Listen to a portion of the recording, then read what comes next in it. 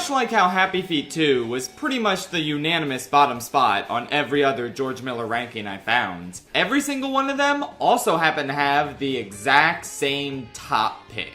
The movie he made immediately after Happy Feet 2, as a matter of fact. And yep, I'm not about to be a contrarian on this one. Mad Max Fury Road is by far George Miller's magnum opus. His absolute greatest film ever. It really is one of the biggest filmmaking miracles of our time. Having a 70-year-old return to his franchise that he hadn't made a new installment of in 30 years. And inexplicably, against all odds, create the most balls-to-the-wall, insane action film that puts that original trilogy to shame.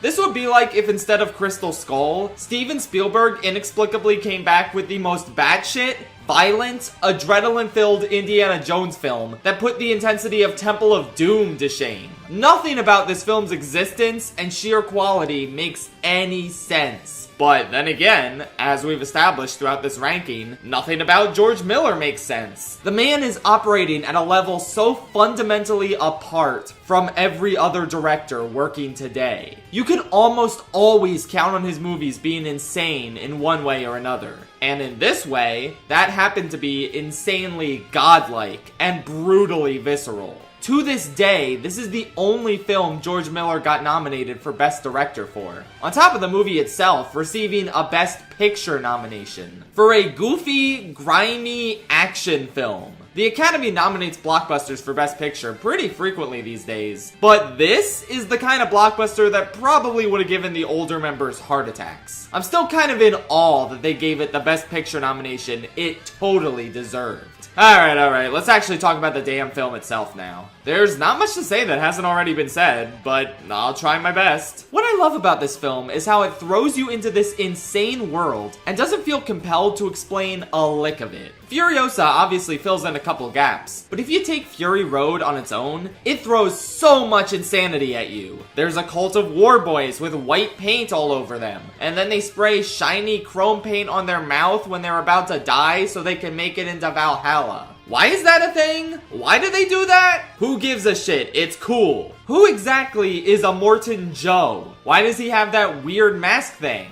Who gives a shit? He's awesome and he's the bad guy. That's all you need to know. Why is there a flaming guitar man constantly accompanying Joe's fleet of drivers? What purpose does that guy possibly serve? Say it with me now. Who gives a shit? It's the most awesome thing ever conceived in history. This movie doesn't care one bit about trying to orient you in this world. It's on you to get on its level. And the reason this works so well is because of how inherently simple the plot and universe is. Joe has a bunch of slave wives, Furiosa's trying to get them out of there. That's all the reason you need in order to get sucked into some of the most crazy action and awe-inspiring moments you'll ever experience in any blockbuster. That's on top of the sheer amount of ridiculously memorable quotes this movie throws at you. Oh, what a day! What a lovely day! Witness me! You arrive at the gates of Valhalla, shiny and chrome. I live, I die, I live again! Mediocre! I am the scales of justice! How the f*** are you not watching this movie right now? Oh my god! I also love how the movie gives everyone solid characterization without getting bogged down in it.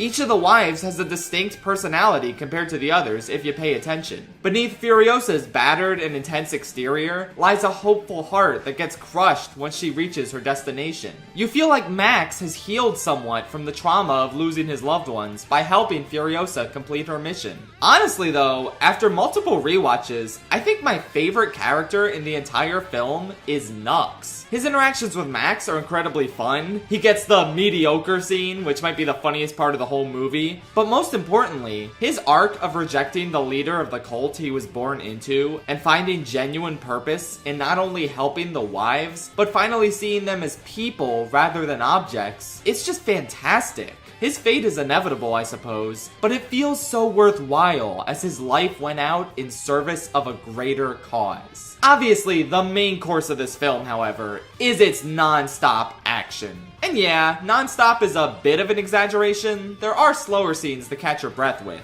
But it just feels non-stop since the entire movie is the chase. The tension is kept consistently high, and as much as I enjoy the slower scenes, particularly the nighttime ones with the gorgeous blue color palette, the movie is very clearly at its best during the adrenaline-fueled, magnificent car battles. They are genuinely awe-inspiring. And to be totally honest, I think the sandstorm scene might be my favorite action scene in any movie ever. The part where the war boys get sucked up into the sky as somber music accompanies the vivid red clouds and flashes of lightning. Simply unreal. How do you even make that? And at the age of 70, no less. Movies are such a miracle, aren't they?